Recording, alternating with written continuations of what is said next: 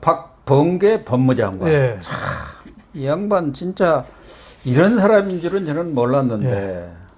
어제도 법무부 뭐 감찰 결과 발표를 했는데 이 문재인 정권의 한명숙 구하기는 인디언 기우제 아닌가. 그렇죠. 비가 올 때까지 한명숙이가 무죄를 말하자면 한명숙 때를 벗길 때까지 계속 물고 늘어지겠다. 처절하게 이 문제를 집요하게 그러니까 물고 늘어지는 그런 모습을 보이고 있네요. 범계가 우리나라 법무부 장관의 또 새로운 한 페이지, 역사의 한 페이지를 쓴 거죠. 예. 장관이 기자회견까지 하면서 저렇게 작은 일에, 그러니까. 작은 일에 진상조사 밝히고 몇 달에서 했는데 별로 증거도 없고 나온 것도 없는데 장관이 한명숙 모해 위증 사건을 윤석열이가 제대로 진상조사를 못했다.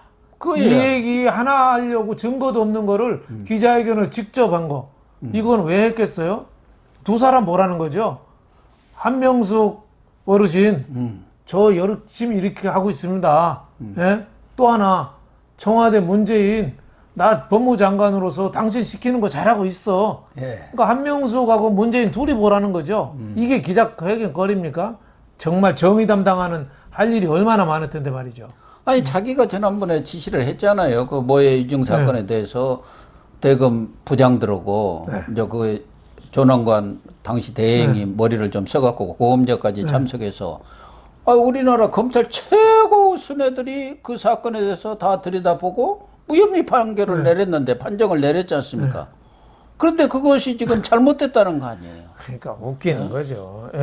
6년 전에 한명숙 사건은 뇌물 받은 거를 대법원 만장일치로 유죄가 확정됐고 대검에서 또 무혐의 처분도 받은 거를 저렇게 한 거죠. 윤석열 검찰총장이 한 게 잘못한 게 하나도 아니고 이문정이라고 왜 좀 뭐 있어요. 뭐 양은정 중에 한 사람이죠. 박은정, 이문정. 뭐 하여튼 반성 윤석열한테 계속 반기를 들고 문재인한테 좀 딸랑거리는 검사 있는데 그 친구가 모해위증 사건을 하는데 그거를 허정수 당시 대검 감찰국 과장을 주임 검사로 지정한 성과장이죠, 성과장. 그게 뭐가 잘못됐냔 말이에요. 그게 이제 뭐 절차적 정의가 잘못됐다.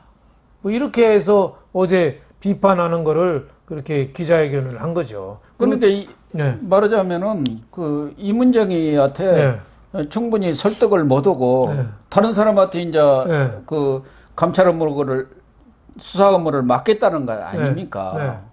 의견 수렴이 부족했다는 그게 절차적 정의를 어겼다는 얘기인데 지금 어제 발표한 것을 보면은 지금 이문정이가 법무부 간첩 담당관 아닙니까? 이문정이가 SNS에 썼던 내용 그대로나 다름없다고 하더라고요. 거기서 만들었을 거 아닙니까? 최종 보고서를 박범계가 발표하는 보고서를 감찰 담당관이 책임자 아닙니까? 그렇죠. 그리고 대검하고 같이 했다니 대검은 한동수는 또 저쪽 편 아니에요 원래부터가. 그렇죠. 유명한 사람이죠. 감찰부장이. 거기다가 또 국민들로 보면은 깜빡 속을 게 100번이나 불러가지고 증언 연습을 시켰다. 아니 그런데 누구 한 사람 뭐 100번 부른 게 아니고 그 4명을 그것도 무슨 단기간도 아니고 뭐 9달간 수사하면서 불렀다는 거 아닙니까? 그럼 충분히 그렇게 되지요. 그렇죠. 그리고 또 그 사람들이 나와서 순순히 고백하고 자백하는 거 아니지 않습니까? 그럼 자꾸 불러야죠. 아니면 법원에서 재판이 안 되는데요. 네 생각이 뭔지를 분명하게 정리해서 그것도 재판 진행을 위해서 어느 정도 그 훈련이 연습이 필요한 거죠. 지금 공판 중심주의 아닙니까? 그리고 박범계가 절차적 정의 강조했는데 진짜 김학의 불법 출국 금지 이런 게 절차적 정의 위반한 거 아닌가요? 그러니까. 오히려 그것은 지금 김학의 사건이라든가 월성 원전 수사 사건 또 옵티머스 사건 이 부분에 대해서는 검찰이 언론 플레이를 했다. 그러니까 그 수사 상황을 쭉 흘려가지고 했다 해갖고 엄단을 하겠다고 그렇게 나왔던데요, 오히려. 그러니까 그것도 자꾸 뭐 3월 19일 날 대검 부장회의 종료 45분 만에 회의 내용이 신문에 보도됐다. 근데 기자들은 원래 그런 거 회의 있으면은 어떻게든 캐치해서 쓰는 게 기자예요. 그럼요. 기자는 그거 갖고 밥 먹고 살아요. 정부가 불러주는 것만 하나요? 그건 기자가 아니라 그거는 그 대필 그 서기죠. 대필 서기. 기자는 자기가 취재해서 쓰는 게 기자죠. 네.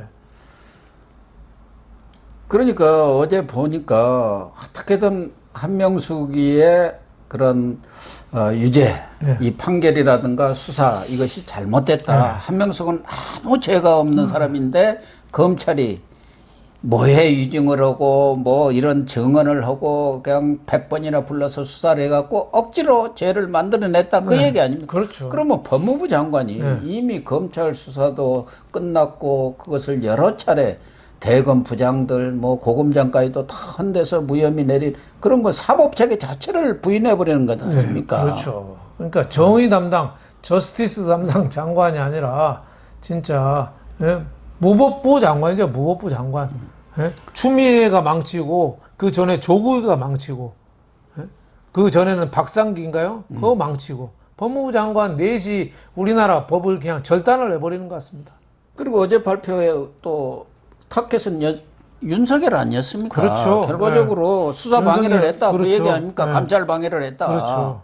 그걸 지금 공수처에 또 고소고발을 뭐 친여 무슨 시민단체인가에서 했잖아요.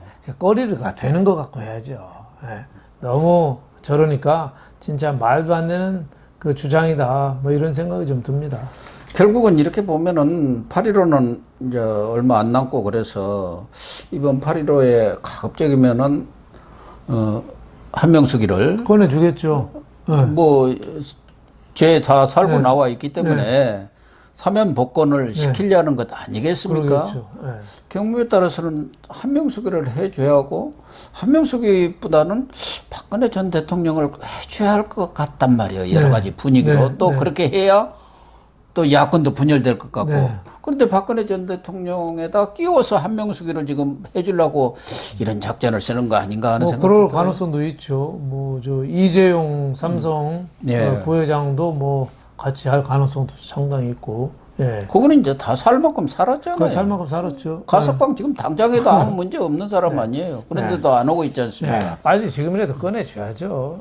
반도체, 세계 반도체 전쟁이 붙었는데 저렇게 한다는 게 참 걱정이 많이 됩니다.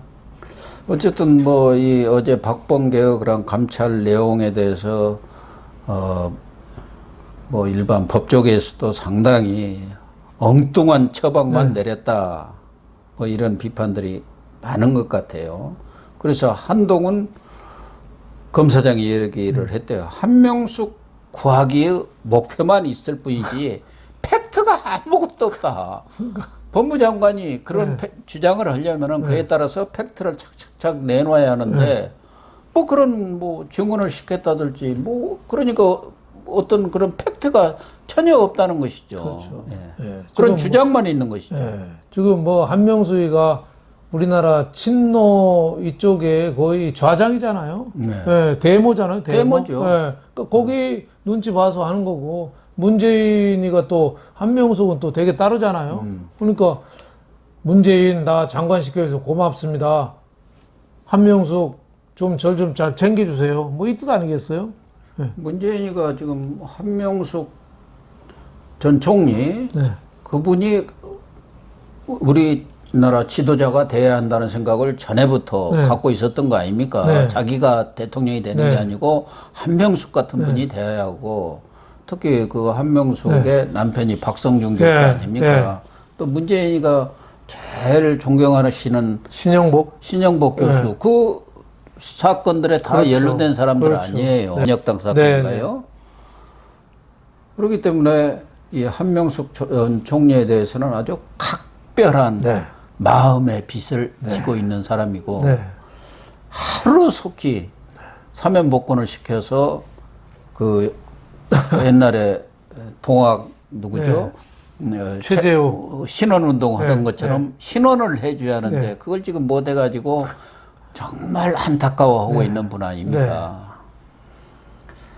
어쨌든 그런 것에 대해서 박범계가 딸랑이 역할이랄까 똘마니 역할을 지금 열심히 하다 보니까 정말 저 사람이 법무부 장관 맞나 네. 하는 그런 비판까지도 뭐 우리가 하는 게 아니고 법조계 네. 언론에서 지금 쏟아져 나오는 것 아닌가 하는 네. 생각이 듭니다. 네. 오늘 방송 마치도록 하겠습니다. 시청해 주셔서 감사합니다.